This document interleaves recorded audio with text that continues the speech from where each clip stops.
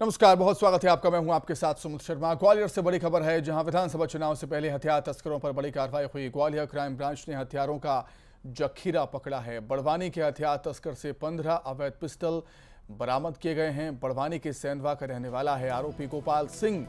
Crime branch ने सिरोल पहाड़ी से इसको पकड़ा है। हथियारों का जखीरा बड़वानी से भिंड ले जा रहा था।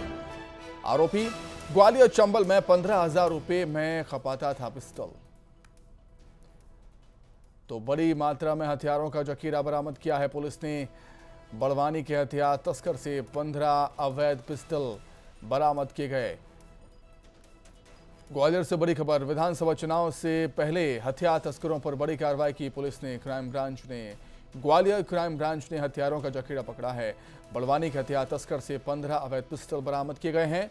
बड़वानी के सेंधवा का रहने वाला है आरोपी गोपाल सिंह। क्राइम ब्रांच ने सिरोल पहाड़ी से इसको पकड़ा।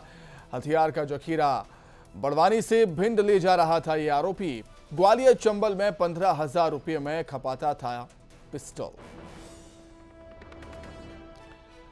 तो विधानसभा चुनाव से पहले पुलिस ने कार्रवाई की है। अवैध हथियारों का जखीरा बरामद किया है एक आरोपी से। ग्वालियर क्राइम ब्रांच ने हथियारों का जखीरा पकड़ा। बड़वानी के हथियार तस्कर से 15 अवैध पिस्टल बरामद किए गए। बड़वानी के सेंधवा का रहने वाला है आरोपी गोपाल सिंह। क्राइम ब्रांच ने सिरोल पहाड़ी से इसको पकड़ा है। वहीं मध्य प्रदेश से जुड़े हैं ऑनलाइन सट्टेबाजी के तार। महादेव ऐप से जुड़े मनी लॉन्ड्रिंग नेटवर्क के खिलाफ ईडी ने छापेमारी की। ईडी ने भोपाल में कई ठिकानों पर छापेमारी की है। महादेव ऐप से जुड़े लोगों के ठिकानों पर छापेमारी हुई है। कोलकाता, मुंबई समेत अन्य शहरों में भी छापेमारी की है। ईडी ने 417 करोड़ रुपए की आय को जब्त किया।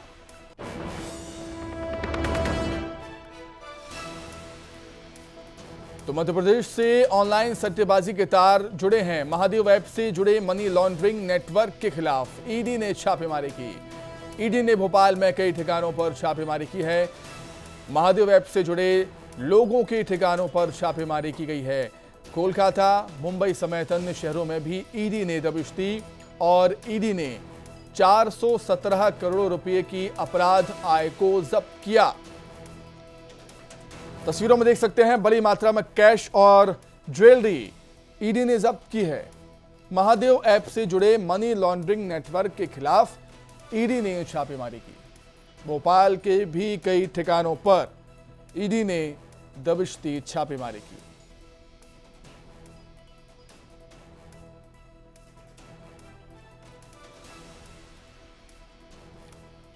मध्य प्रदेश ही नहीं, कोलकाता और मुंबई में भी ईडी ने कार्रवाई की है। भोपाल के कई ठिकानों पर छापेमारी की, दबिश दी। महादेव ऐप से जुड़े मनी लॉन्ड्रिंग नेटवर्क के खिलाफ ईडी ने छापेमारी की। भोपाल के भी कई ठिकानों पर दबिश दी है ईडी ने। बड़ी मात्रा में कैश और ज्वेलरी बरामद की है। कोलकाता, मुंबई समेत अन्य शहरों में भी ईडी ने छापेमारी करते हुए 417 करोड़ रुपए की अपराध आय को जब्त किया। बड़ी मात्रा में कैश और जेवरात ईडी ने जब्त किए हैं और ईडी की कार्रवाई अभी भी लगातार जारी है। महादेव ऐप से जुड़े मनी लॉन्ड्रिंग के मामले में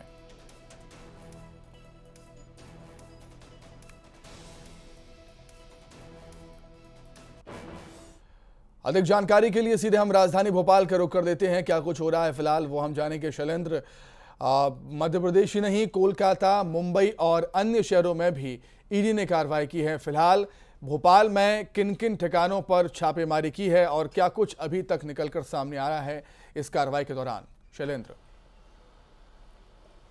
देखिए, बिल्कुल महादेव ऑनलाइन ऐप जो है वो सट्टा का ऐप है और जिसको लेकर लगातार देश के अलग अलग हिस्सों में लगातार कार्रवाइयां उस पर होती रही। खासकर छत्तीसगढ़ की बात करते हैं या उड़ीसा या उसके आसपास के इलाकों में जिस तरह से कार्रवाइयां होती रही, लेकिन उस मामले में अब उसके तार मध्य प्रदेश, महाराष्ट्र और पश्चिम बंगाल से भी जुड़ गए हैं। और जिस तरीके से ईडी को यह जानकारी लगी थी कि इस ऐप के जरिए न केवल ऑनलाइन सट्टे का कारोबार किया जा रहा है बल्कि मनी लॉन्ड्रिंग का भी खेल जो है वो खेला जा रहा है, यानी जो 2 नंबर का पैसा है, काला धन है, उसको जो है वो इसके जरिए से भेजा जा रहा है। तो उसके बाद जो है वो अब ईडी ने राजधानी भोपाल के एक ठिकाने पर छापेमारी कार्रवाई की। इसके अलावा पश्चिम बंगाल के कोलकाता और मुंबई में ये कार्रवाइयां की गई। ईडी की अलग अलग टीमों ने इन कार्रवाइयों को अंजाम दिया और अभी तक जो राजधानी में कार्रवाई हुई है उसमें बड़ी मात्रा में कैश और सोने चांदी के जेवरात जो है वो उनको मिले हैं और कई तरह के कुछ दस्तावेज भी बरामद हुए जिनका की पतार से खंगालने का काम जो है वो ईडी के द्वारा किया जा रहा है। और जैसा कि मैंने आपको बताया था कि कुछ ऐसे नाम भी मिले हैं जिससे ये पता चल रहा है कि मध्य प्रदेश के कुछ अन्य इलाकों से भी इसके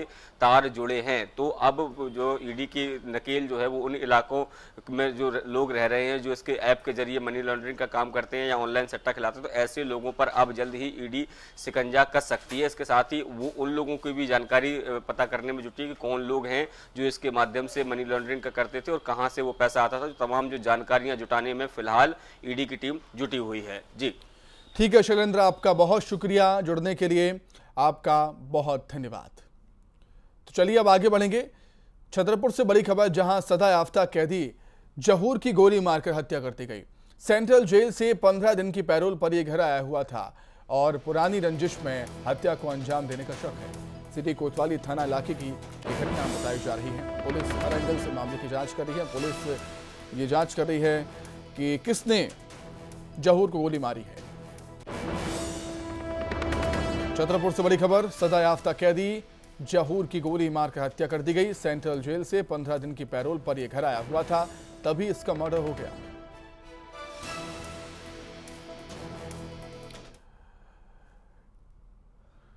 नर्मदापुरम से बड़ी खबर, जहां कोठी बाजार में हुए गोलीकांड का सीसीटीवी सामने आया है। सीसीटीवी में वारदात को अंजाम देते कैद हुआ है आरोपी सुरेंद्र राजवंशी पर गोली चलाते हुए नजर आया।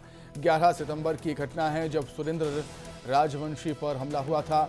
गोली लगने पर युवक घर में घुसकर युवक ने अपनी जान बचाई थी। नर्मदापुरम के कोठी बाजार में 11 सितंबर को हुए गोलीकांड का सीसीटीवी फुटेज सामने आया है, जिसमें आरोपी मोबाइल पर बात कर रहे सुरेंद्र राजवंशी पर गोली चलाते हुए नजर आया है। तस्वीरों में देख सकते हैं आरोपी एक कार से आता है और पीड़ित पर गोली चलाना शुरू कर देता है। गनीमत रही कि पीड़ित सुरेंद्र राजवंशी एक घर में घुसकर अपनी जान बचा पाता है किसी भी तरीके से।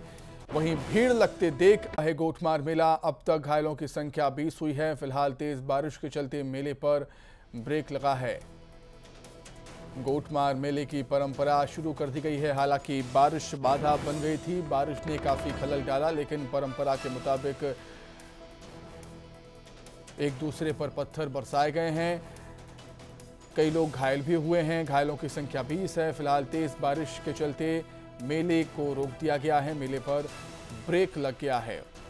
सुरक्षा के लिहाज से जिला प्रशासन और मेडिकल स्टाफ भी वहां पर मौजूद है जो घायलों की देखरेख करेगा। बड़ी संख्या में लोग घायल होते हैं क्योंकि दोनों ही पक्ष एक दूसरे पर जमकर पत्थरबाजी करते हैं, पत्थर बरसाते हैं। अधिक जानकारी के लिए बातचीत करेंगे। छिंदवाड़ा संवाददाता राजेश करमेले जुड़े हुए हैं फोन पर। राजेश, फिलहाल क्या कुछ अपडेट है? घायलों की संख्या 20 हो गई है। जी देखिए, अभी पत्थरबाजी धीमे धीमे शुरू हुई है क्योंकि बारिश यहाँ बहुत तेज है, मूसलाधार बारिश हो रही है। इसके बावजूद लोगों का आना शुरू है। प्रशासन ने व्यवस्था की है, लेकिन जो पत्थरबाजी हो रही है उसमें तकरीबन 20 से 25 लोग अभी घायल हुए हैं। अस्पताल जो अस्थायी तौर पे बनाए गए हैं वहां पर उनका उपचार किया जा रहा है। जी बिल्कुल राजेश, सालों पुरानी परंपरा है, भले ही बारिश हो या कुछ हो, लेकिन परंपरा को निर्वहन करना कर्तव्य है लोगों का, तो वो करते हुए लोग। जी बिल्कुल, देखिए यहाँ पे तेज बारिश हो या किसी भी तरह की परिस्थितियां हो, लोग यहाँ पर गोटमार खेलने जरूर जाते हैं। मानना है कि गोटमार खेलने के बाद जो इन्हें चोट आती है वो माँ चंडी का प्रसाद ये लोग मानते हैं, और इस वजह से यहाँ पर ये लोग जाकर के पत्थरबाजी करते हैं। लोगों का ये भी मानना है कि यहाँ पर मौजूद होकर अगर 5 पत्थर फेंक दिए जाए तो उनका जो है माँ चंडी का आशीर्वाद उन्हें प्राप्त हो जाता है, और यही वजह है कि तेज बारिश के बावजूद लोग यहाँ पर इकट्ठा होकर पत्थरबाजी कर रहे हैं। जी ठीक है राजेश, बहुत धन्यवाद तमाम जानकारी के लिए, आपका बहुत शुक्रिया। अब बात कर लेंगे मूसलाधार बारिश की। मध्य प्रदेश में बारिश का दौर लगातार जारी। बात करें सिवनी की तो यहां भी लगातार बारिश हो रही है और लगातार बारिश होने से हालात बिगड़ रहे हैं। बारिश से वैनगंगा नदी में बाढ़ आ गई। नदी का जलस्तर बढ़ने से हालात बिगड़ गए। पुल और रपटों के ऊपर से पानी बह रहा है। तो सिवनी में लगातार हो रही बारिश से वैनगंगा नदी उफान पर है। आसपास के इलाकों में लगातार हो रही बारिश के चलते नदी का जलस्तर बढ़ गया। पुल और रपटों के ऊपर से पानी बह रहा है।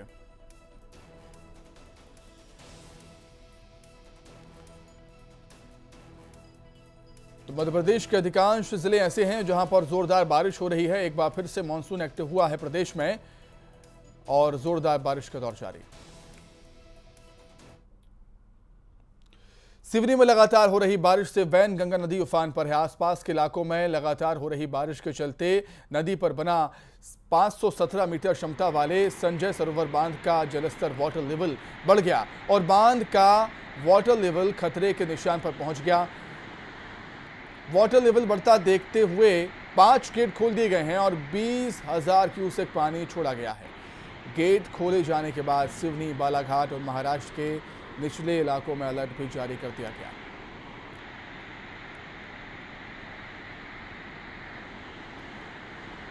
तो वैनगंगा नदी उफान पर है और जिसके चलते संजय सरोवर बांध के गेट खोलने पड़े हैं। वैनगंगा नदी पर बना 517 मीटर क्षमता वाला संजय सरोवर बांध, जिसके 5 गेट खोले गए और 20,000 क्यूसेक पानी छोड़ा जा रहा है। गेट खोले जाने के बाद सिवनी, बालाघाट और महाराष्ट्र के निचले इलाकों में अलर्ट भी जारी कर दिया गया।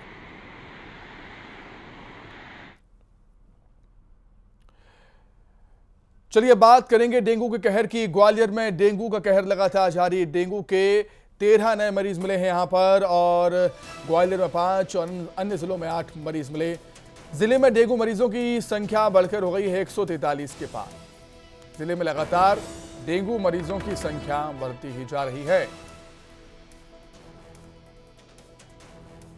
तो ग्वालियर में डेंगू अपने पैर लगातार पसार रहा है। आए दिन हर दिन नए मरीज मिल रहे हैं। एक बार फिर से 13 मरीज सामने आए हैं। 5 ग्वालियर से और अन्य जिलों से 8 मरीज मिले। तो सनातन पर वार पलटवार का सिलसिला लगातार जारी है। बीजेपी के राष्ट्रीय महासचिव कैलाश विजयवर्गीय ने हाल ही में एक बयान दिया। उन्होंने सनातन को बीमारी बताने वाले को मानसिक रूप से बीमार बताया और कहा कि सनातन कभी खत्म नहीं हो सकता। विश्व को शांति और सद्भावना केवल सनातन धर्म ही दे सकता है। इंडिया गठबंधन के पीएम मोदी को हराने के मंसूबे कामयाब नहीं होंगे, ये भी कहा कैलाश विजयवर्गीय ने। हम गीता पढ़ते हैं, हम भगवान राम को मानते हैं।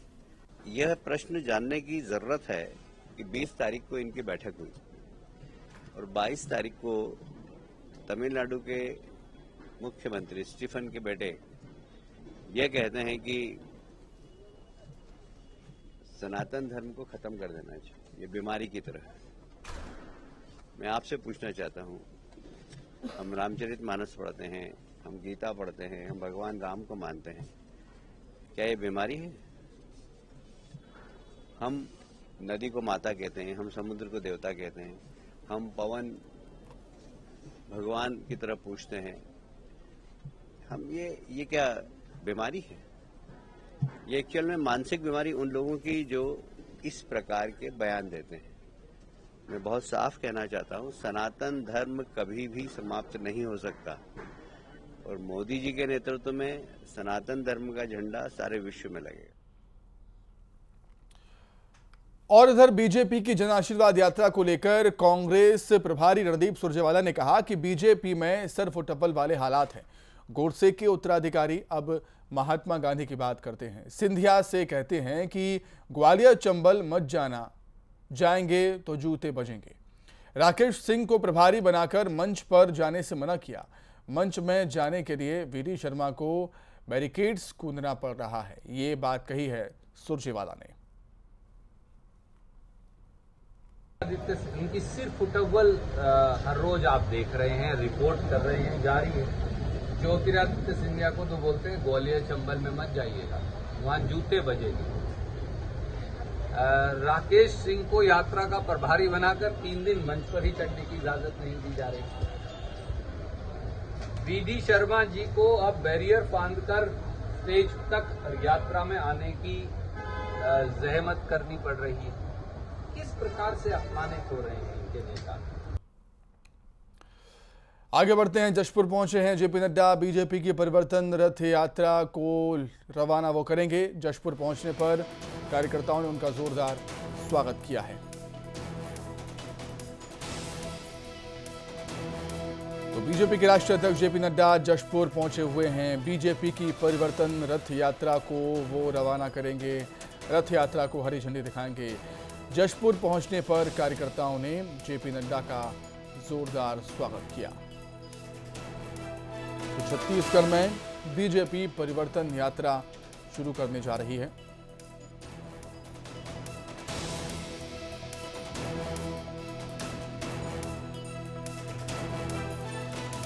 और जशपुर पहुंचे हुए हैं बीजेपी के राष्ट्रीय अध्यक्ष जेपी नड्डा, जो बीजेपी की परिवर्तन रथ यात्रा को रवाना करेंगे, हरी झंडी दिखाएंगे।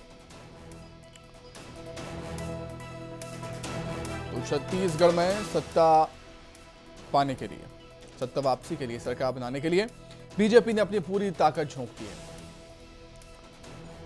केंद्रीय नेताओं के दौरे लगातार जारी हैं। इसी कड़ी में बीजेपी के राष्ट्रीय अध्यक्ष जेपी नड्डा भी पहुंचे हुए हैं।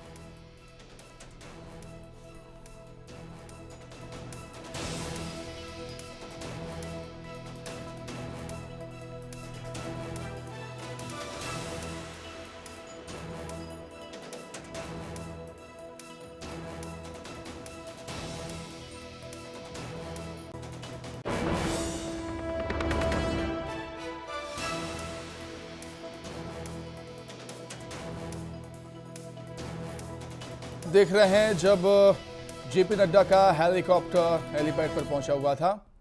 बीजेपी की परिवर्तन रथ यात्रा को जेपी नड्डा रवाना करेंगे। ये उस समय की तस्वीरें जब जेपी नड्डा का हेलीकॉप्टर हेलीपैड पर पहुंचा। और अब से कुछ ही देर बाद बीजेपी के राष्ट्रीय अध्यक्ष जेपी नड्डा बीजेपी की परिवर्तन रथ यात्रा को रवाना करने वाले हैं। बीजेपी छत्तीसगढ़ में परिवर्तन यात्रा निकाल रही है।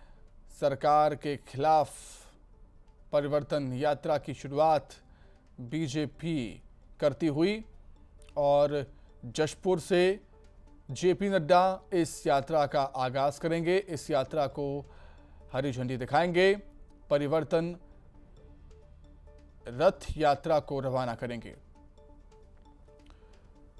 तो बीजेपी ने छत्तीसगढ़ में अपनी पूरी ताकत लगा दी है। केंद्रीय नेताओं के दौरे लगातार जारी हैं, चाहे वो राजनाथ सिंह की बात हो, अमित शाह की बात हो, खुद प्रधानमंत्री नरेंद्र मोदी की बात हो। और इसी कड़ी में जेपी नड्डा, बीजेपी के राष्ट्रीय अध्यक्ष जेपी नड्डा अब जशपुर पहुंचे हुए हैं, जहां बीजेपी की परिवर्तन रथ यात्रा को वो रवाना करेंगे। जाहिर सी बात है, अपनी पार्टी के राष्ट्रीय अध्यक्ष को अपने बीच पाकर बीजेपी कार्यकर्ता काफ़ी उत्साहित हैं, उनमें काफ़ी जोश है। और कोशिश जेपी नड्डा की यही होगी कि बीजेपी के पक्ष में माहौल बनाया जाए विधानसभा चुनाव से पहले। आइए सीधे रुख करेंगे। बीजेपी प्रेस कॉन्फ्रेंस कर रही है। राजेश मूलत मीडिया से बात। मेरे को कहते हुए हर्ष होता है, उल्लास भी होता है कि मैंने एक रोजाना पिक्चर के गाने की एक लाइन मेरे को याद आती है, खुशबू आ नहीं सकती बनावट के फूलों से। खुशबू आ नहीं सकती बनावट के फूलों से, और हकीकत छुप नहीं सकती कितना भी झूठ बोलने से। यह वही टीएस बाबा इस प्रदेश के उप मुख्यमंत्री जी हैं, जिन्होंने जन घोषणा पत्र बना करके कांग्रेस पार्टी की सरकार लाने में महत्वपूर्ण भूमिका निभाई थी